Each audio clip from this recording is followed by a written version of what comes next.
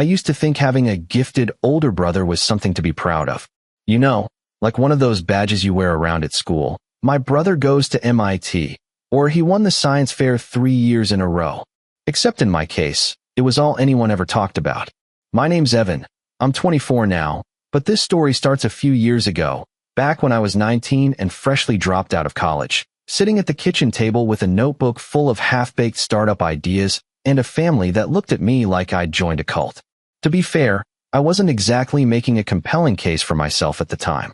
I had just left my second year of computer science at a mid-tier college because I realized I couldn't take another semester of theory-heavy lectures while my brain was spinning with real-world ideas I actually wanted to build.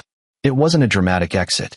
No big explosion, no viral post about leaving the system, just a quiet decision that I'd rather try and fail on my own terms than spend 4 more years preparing to maybe start afterward. But my family? They took it personally, especially my brother, Kyle.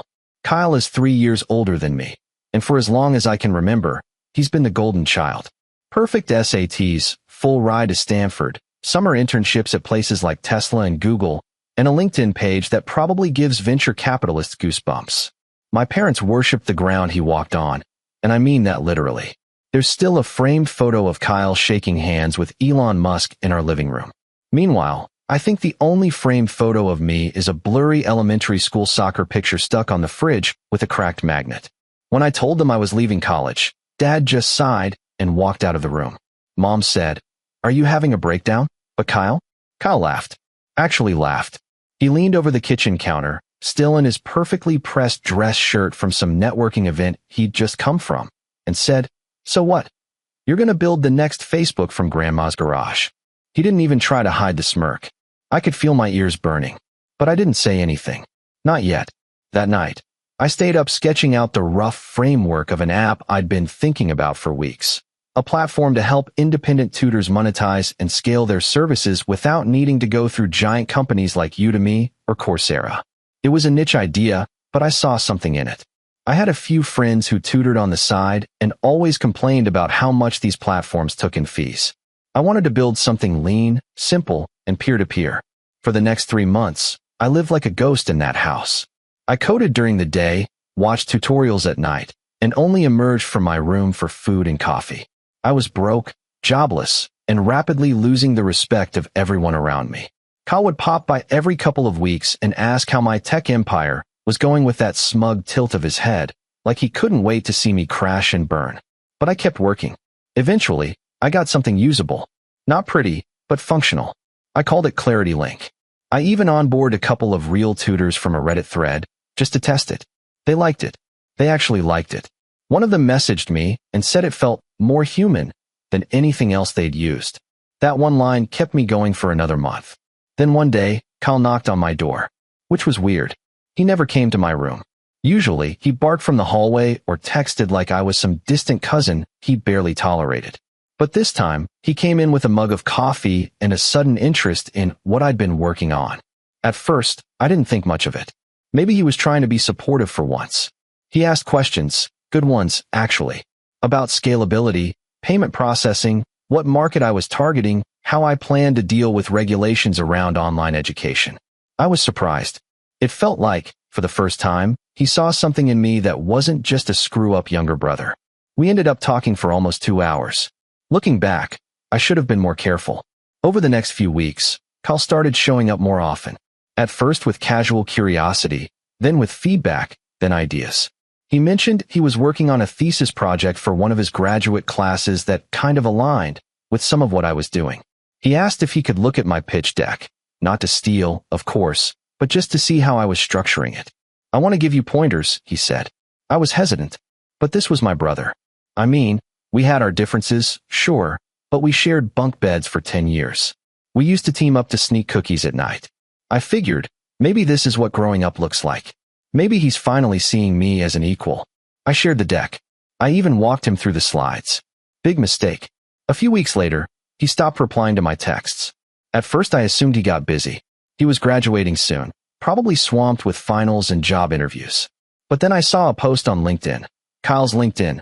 That made my stomach drop. It was a photo of him standing in front of a whiteboard, mid-pitch, in one of those startup incubator meeting rooms, with the caption, "Excited to introduce PeerLink, a platform connecting educators with learners in a more equitable, decentralized way. Built with passion. Stay tuned." PeerLink. PeerLink. My app was called ClarityLink. I clicked through the slideshow he posted. My hands were shaking.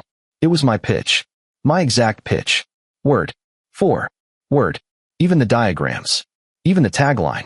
Decentralizing education, one lesson at a time. I stared at the screen, heart pounding, mouth dry. I scrolled to the comments.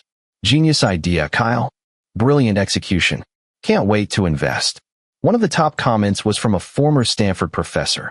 Let me know when your seed round opens. My vision blurred. I spent the rest of the night pacing my room like a maniac, flipping through my notes, my prototypes, everything I'd built. I knew what this meant. If Kyle was presenting this in a formal incubator setting, it meant he'd already filed the pitch under his name. Maybe even the IP. Maybe more. But the worst part? My parents were proud. When I brought it up to them the next morning, told them that Kyle had copied my project, they acted like I was being petty. Mom said, "You should be flattered he thought it was good enough to pursue." Dad added, "You should have done more with it. You let it sit on your laptop for months." I was stunned. "Wait," I said, "you're seriously okay with this? You're okay with your son stealing from your other son?" Dad didn't even blink. "He's making it happen. That's what matters." I wanted to scream, but instead, I just left. I packed up my things, drove 3 hours to a friend's couch, and didn't look back. That was the day I realized something important. Kyle wasn't just arrogant or entitled. He was dangerous. And if he thought he could steal from me and get away with it, he had no idea who he was dealing with. And I had no idea, then, just how far he would take it, or how far I'd have to go to get it all back. I spent the first night on my friend Ben's couch staring at the ceiling, replaying every conversation I'd had with Kyle over the last few months like a detective combing through surveillance footage. Every little moment that had felt odd or off, his sudden interest in my mock-ups, the overly detailed questions, the not-so-innocent, just curious texts, now took on a new light. He hadn't been curious. He'd been casing the place. And I'd handed him the keys with a smile. Ben didn't ask too many questions. Just offered me some old hoodies and cleared a corner of his apartment for my monitor and keyboard setup. I didn't tell him the full story at first. It felt too humiliating. What was I supposed to say? Yeah, my older brother tricked me into revealing all my startup plans and then presented them as his own at Stanford like he was Tony Stark giving a TED Talk. But I couldn't avoid it for long. I was spiraling. I'd go to take a bite of cereal and suddenly lose my appetite, open my laptop to write code, and just stare at the blinking cursor. Every day I'd see another PeerLink post pop up on my feed. Kyle with his polished jawline, holding coffee at some panel, talking about reshaping the education economy, like he didn't steal the entire concept from me. He even wore the same damn blazer I remembered from my high school graduation, as if he hadn't changed at all, just upgraded the mask. Eventually, I told Ben everything. He leaned back in his chair, arms crossed, just staring at me for a few seconds. Then he whistled. "Dude," he said, "this is like evil genius level, and not in a fun way." I nodded. "Yeah, but like, you have proof, right?" That stopped me. Proof. I had my original GitHub commits. I had timestamps on documents, early builds, even Slack messages from the 2 tutors I'd onboard during my prototype phase. I had sketches in my notebook. But somehow, none of it felt solid. Not in a courtroom sense. Kyle was clever. I'd shared some of that with him in conversation, not via email or doc invites. And he'd repackaged everything with just enough changes. Different name, slicker UI, fancier buzzwords. It was like he'd watched my house being built, brick by brick, then constructed his own on the same foundation but painted it a different color and called it original. Still, I started compiling everything. Backups, screenshots, dated prototypes. I told myself I was just protecting my work, but deep down, I already knew. I wasn't going to just let this go. Not anymore. Meanwhile, Kyle's fame was growing. He got into a high-profile startup accelerator, one of those flashy, Silicon Valley darlings that loves throwing buzzwords like disruption and impact around. He did interviews, podcasts, even got featured in a top 30 under 30 article on some startup newsletter that my mom printed out and laminated. I kid you not. She put it on the fridge, right next to my third-grade art project and a coupon for frozen lasagna. She called me that day. "Did you see what your brother accomplished?" "I did," I said flatly. "You must be so proud of him. You always looked up to him, remember?" I stayed quiet. Then she added, "Maybe you could help him out? Be part of the team. He said you were interested in education tech, right?" That's when I hung up. I sat there staring at my phone like it had just burst into flames in my hand. It wasn't just that they didn't believe me. It was that they didn't care. Kyle could have announced tomorrow that he also invented the light bulb and cured polio, and my parents would have just asked if he needed help filing the patents. I wanted to disappear. But something else was happening inside me too, like a slow burn. Anger, sure, but something sharper too. Not rage. Focus. That was the day I decided I wasn't going to wait for justice. I was going to make it. Still, I didn't know how. Not yet. I started with something small, reaching out to those original tutors I had on board. One of them, Mari, remembered me immediately. She even still had our chat logs and a screenshot of the Clarity Link prototype I'd sent her. The timestamp predated any of Kyle's activity. She said she'd noticed a similar platform being promoted on LinkedIn and thought it looked awfully familiar. I told her I was building a case and might need a statement. "I'm in," she said without hesitation. That guy gives me the ick anyway. One small win. But the next day, I got an email from a Stanford address I didn't recognize. Subject line, PeerLink founder's request, urgent. It was from someone named Rishi Patel, Kyle's co-founder. Apparently, Kyle had brought him in recently as technical lead, and Rishi had started poking around in the back-end systems, cleaning up the architecture and prepping for a product demo to some angel investors. Only he found something. The email was short but loaded. "Hey, Evan, you don't know me, but I think we should talk. Soon. It's about some files in the early build of PeerLink that don't make sense." My heart thudded in my chest. I called him the second I finished reading. Rishi picked up right away, and the first thing he said was, "Did you work on this platform before Kyle launched it?" I paused. "Yes. I built the whole thing." "What?" "I thought so," he said. "Because some of the code comments, they're signed Evan_dev and date back to before Kyle even got accepted into the incubator. Some modules are identical to a GitHub repo I found under your name." He sounded nervous. "I didn't want to believe it," he continued. "But I ran the diffs myself. The entire initial build was forked from your project." He changed the repo name, rewrote the comments, and wiped the commit history. Sloppy job, honestly. I was silent. "I don't know what you want to do with this," he added. "But I'm out. I'm not risking my name for some guy who built his house on someone else's blueprints." I thanked him. Then I hung up. Then I screamed into a pillow. Because this changed everything. This wasn't just inspiration theft. This was code theft. Actual, verifiable IP infringement. Now, I had the proof. But then, not even 24 hours later, Kyle called me. He never called me. Not once since all of this had started. His voice was weirdly calm, like the kind of calm a surgeon has right before delivering bad news. "So," he said, "Rishi told me he reached out." I didn't answer. He sighed. "Look, I get it. You're upset. I may have overstepped, okay? But the product's already out there now. I've done the hard work of scaling it. The team's growing. Investors are excited. If this becomes a legal thing, nobody wins." "Is that supposed to be an apology?" I asked. "I'm saying," he said, "maybe there's another way." Silence. Then he added, "I'll give you a cut. 5% equity. Maybe even 10. I actually laughed. Laughed out loud. 10%. I said, "You think this is about money? You're not going to get anything otherwise," he said. "No one will believe you. I've got lawyers. A company. A name. You have some code on your laptop and a few emails. Come on, Evan. Be smart." He said it with that same tone he used to use when we were kids, like I was the stubborn little brother refusing to give up the controller after losing in Mario Kart. Like he was doing me a favor. I hung up on him too. But this time, I didn't feel helpless. I felt like a loaded slingshot. And Kyle? He'd just pulled the band all the way back. A week later, I got my chance. I'd been quietly sending out a few feelers, nothing loud, just some direct messages to startup blogs, a couple of tweets with vague threads about plagiarized code, and one private email to the startup accelerator PeerLink was part of. Most people ignored me, but one blog bit. It was small, run by this journalist named Tanya who had a column called Silicon Valley Shadows, where she did exposés on shady practices in the tech world. She called me at 10 p.m. on a Thursday and listened to the whole story. Every detail, every file, every screenshot. By the time I was done, she was silent for a long time. Then she said, "You know what the craziest part is? What? This is going to be huge." She was right.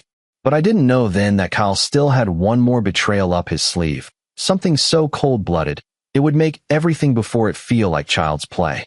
And when it happened, it broke something in me. I wish I could tell you that after that phone call with Tanya, the journalist, everything started turning around.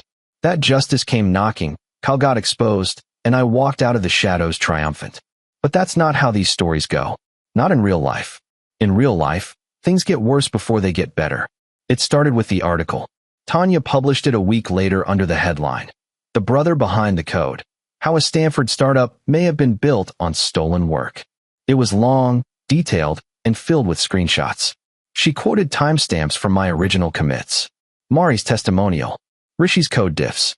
She included redacted emails. Even a side-by-side comparison of PeerLink and ClarityLink's UI elements. There was no denying it. And for a moment, I thought that was it. The match had been struck. Now all I had to do was watch the fire spread. But Kyle was ready. The same morning the article dropped, PeerLink's official Twitter account posted a slick press statement.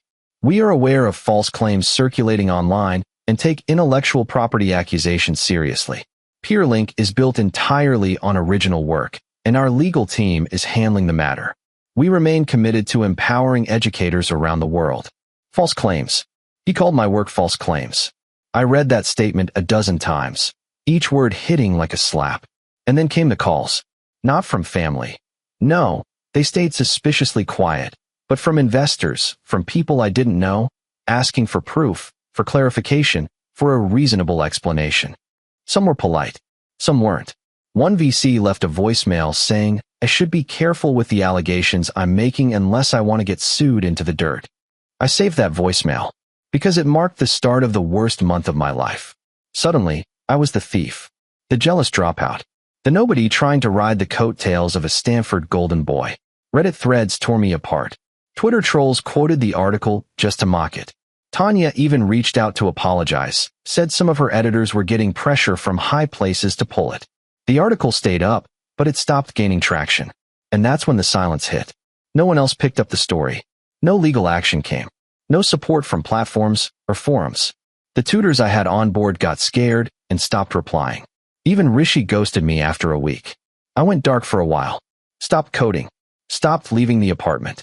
I barely talked to Ben, even though he was trying. He'd knock gently, leave coffee outside my door, check in with texts that I never answered. But I couldn't bring myself to face the world. I wasn't just humiliated. I was empty. This thing I'd built from scratch, ClarityLink, it wasn't just an app. It was me. My first real attempt at building something that mattered. I had poured my soul into it. Every bug I fixed, every line of code I wrote while everyone else was sleeping, it was all me. And Kyle took it. Not just the code. He took the pride, the validation, the right to say, "I made this." And now the world was treating him like the innovator, and me like the parasite. I started getting panic attacks. Real ones. The kind that show up at 3 a.m. and make you think your chest is caving in. I'd wake up sweating, gasping for air, clawing at the bed sheets like I was drowning. Some nights I'd just sit on the floor with my back against the door, eyes wide open until the sun came up. I remember one night in particular. It was raining outside. Hard.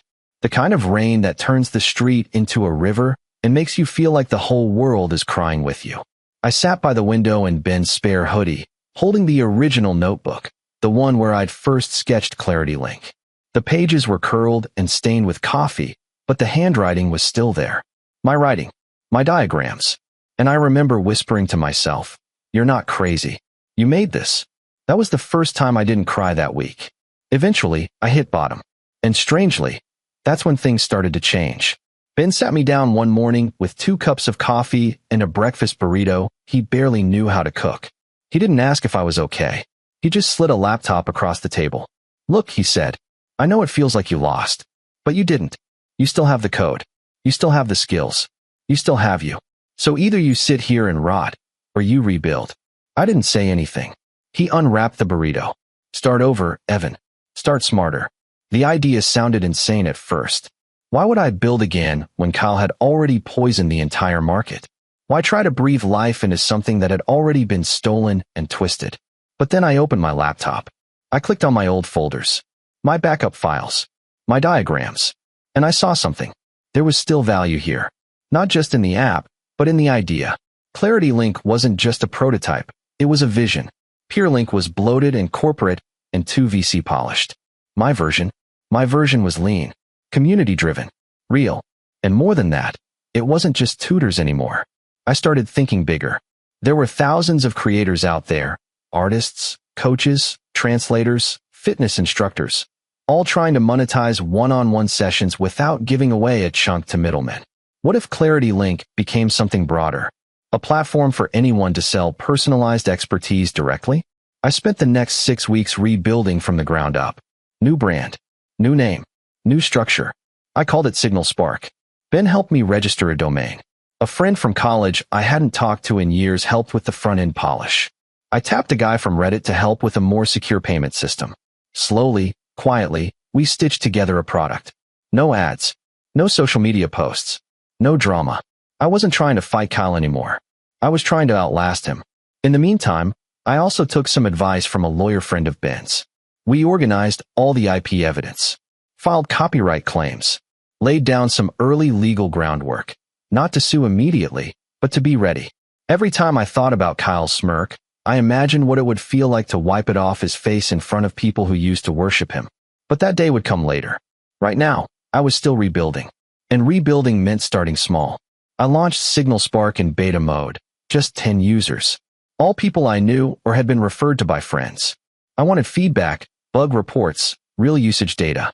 No flashy onboarding or VC decks. Just a quiet test. And the crazy thing? They loved it.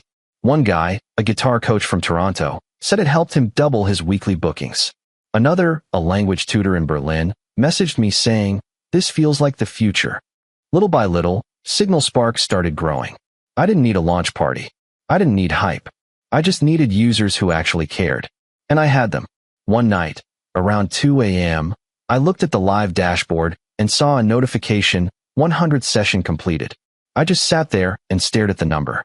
100 real sessions. No PR team. No Stanford credentials. No billion-dollar valuation. Just me. And my work.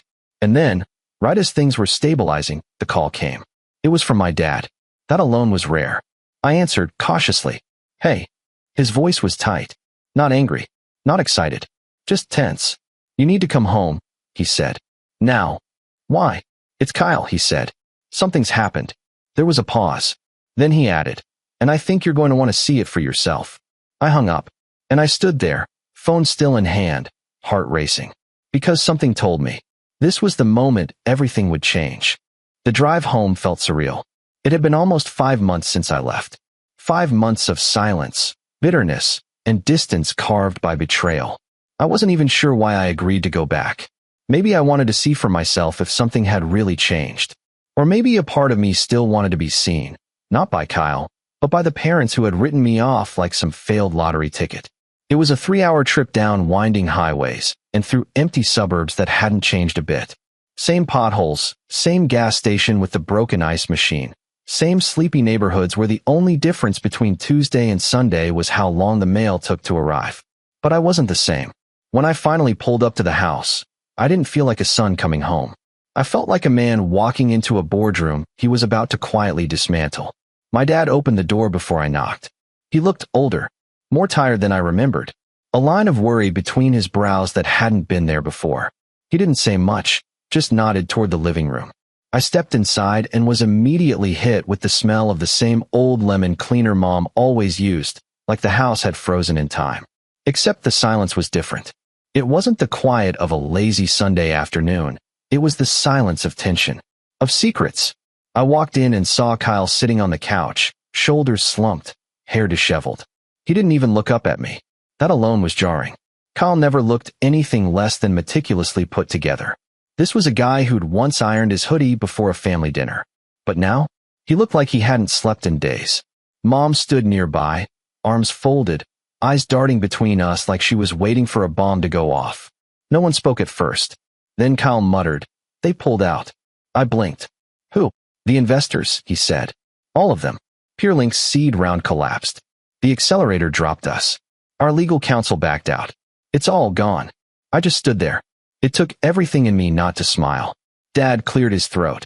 Apparently, one of the lead VCs got access to the code audit logs, and that journalist resurfaced her article with some new updates. It snowballed. Kyle finally looked up at me then, and for the first time in my life, he didn't look superior or smug. He looked scared. "You did this," he said, voice barely above a whisper. "No," I said. "You did this. I just stopped covering for you." He didn't respond, just stared at the floor like it might open and swallow him whole. Mom spoke next. "Can't you just let this go? You made your point. What's the point of destroying your own brother's life?" I turned to her, incredulous. "You think I'm destroying his life? He stole from me, lied to everyone, used me. He was just trying to make something of himself," she snapped. "You don't understand the pressure he's been under. You're so focused on revenge." I cut her off. "No, I'm focused on the truth." And for once, Dad didn't defend her. He just looked away. That's when I knew. They weren't calling me home to warn me or apologize. They were hoping I'd stop, that I'd back off now that the empire was crumbling. But I wasn't done, because this wasn't about public shaming anymore. This wasn't about the investors, or the news articles, or Twitter commentary. This was about setting the record straight. Permanently. After I left that night, I called Ben. "Is it time?" he asked. "Yeah," I said. "Let's build the presentation." We spent the next few weeks planning everything. This wasn't about rubbing Kyle's nose in failure. It was about reclaiming what I built. For real. No more whispers. No more, "maybe he helped" rumors. I wanted the world to know exactly how PeerLink was born, and exactly who gave it life. The opportunity came faster than I expected. Tanya, the journalist, reached out again. Apparently, the article had found its second wind after the VCs pulled out, and now a few tech ethics forums were buzzing with interest. One of them was hosting a panel in San Francisco, Ethics and Innovation. Who really owns the idea? She asked if I wanted to speak. At first, I hesitated. Public speaking wasn't my thing.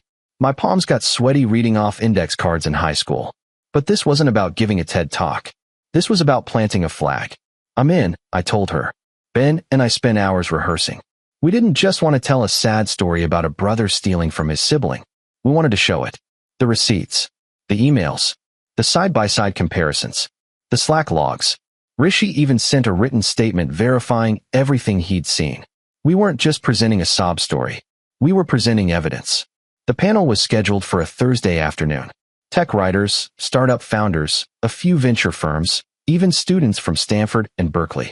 Tanya said some of the people who originally backed Kyle might even be in the audience. Perfect. That morning, I stood backstage in a dark blue button-down, staring at the spotlight as the moderator introduced the session. My hands were cold, my throat dry. But when I stepped out and saw the room full of eyes looking up at me, something inside clicked. This wasn't fear. It was clarity. I started with a simple sentence. "Hi, I'm Evan, and I'm the guy behind the app you probably know as PeerLink." There was a ripple of whispers. And then I told the story. No embellishments. No melodrama. Just facts. Dates. Screenshots. Descriptions. I walked through the early days of Clarity Link, how I shared it with my brother, how he mirrored the code base, how he tried to erase the origins but couldn't scrub the details. And then I dropped the final slide. Signal Spark, built by creators, for creators. From the ground up. No middlemen. No lies. The applause didn't come right away. But when it did, it wasn't just polite. It was real. After the panel, people came up to shake my hand, ask questions, invite me to coffee. One founder said he wanted to talk partnerships. Another said, "I've seen dozens of pitch decks this year, and yours is the only one that felt like it came from the heart." I walked out of that building lighter than I'd felt in months. Not just because I'd won a battle, but because I had finally stepped out of Kyle's shadow. But Kyle wasn't done. Because a week later, I got served a formal legal notice. Kyle was suing me for defamation. It was ridiculous. Every claim I'd made was backed by logs and files and dated documentation. But this wasn't about winning in court.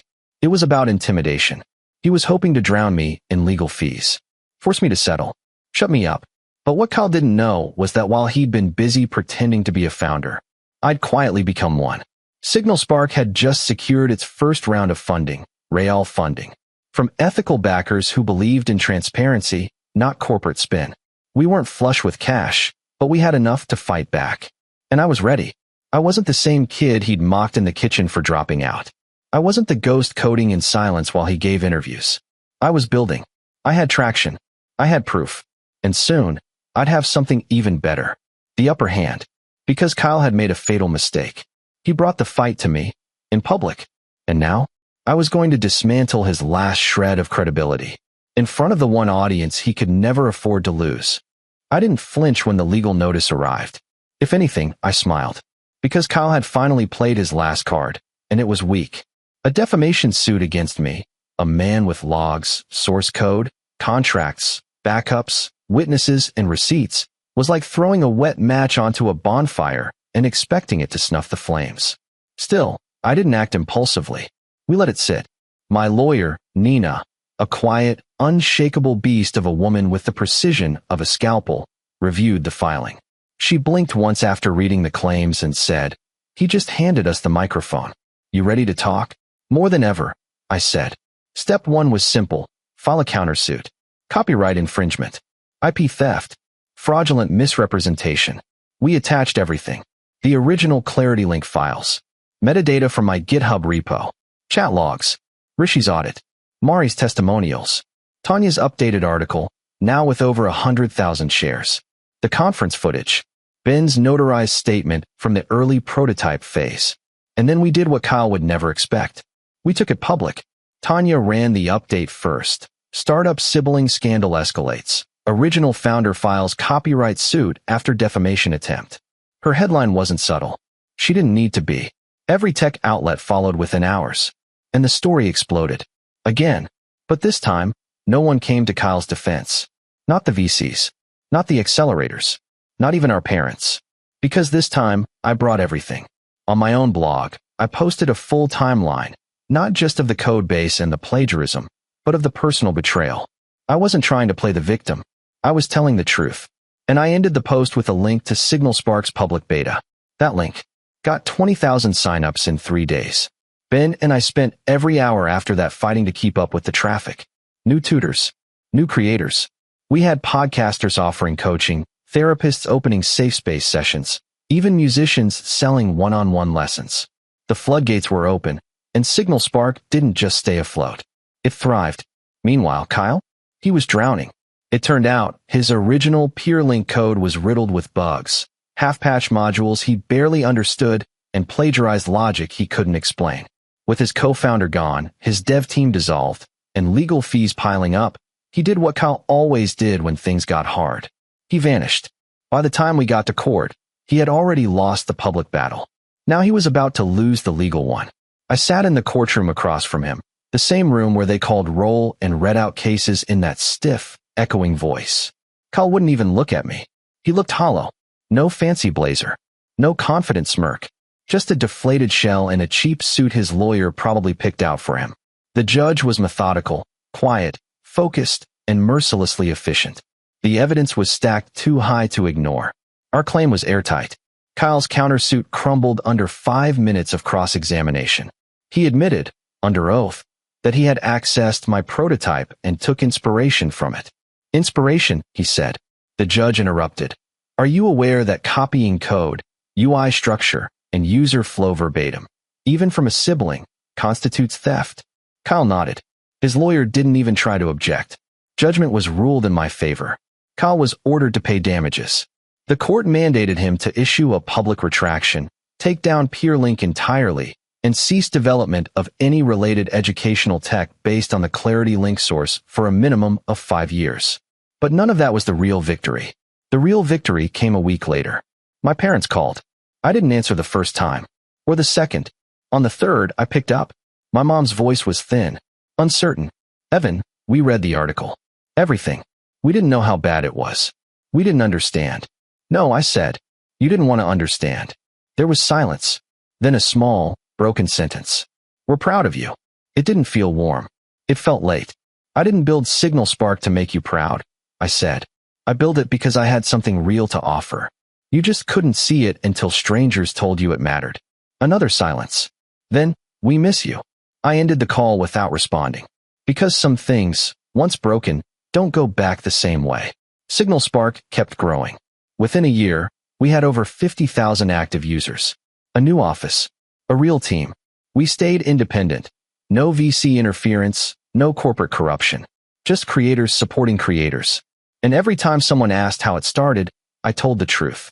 Not to gloat, but because truth matters. A year later, I was invited to speak at another panel.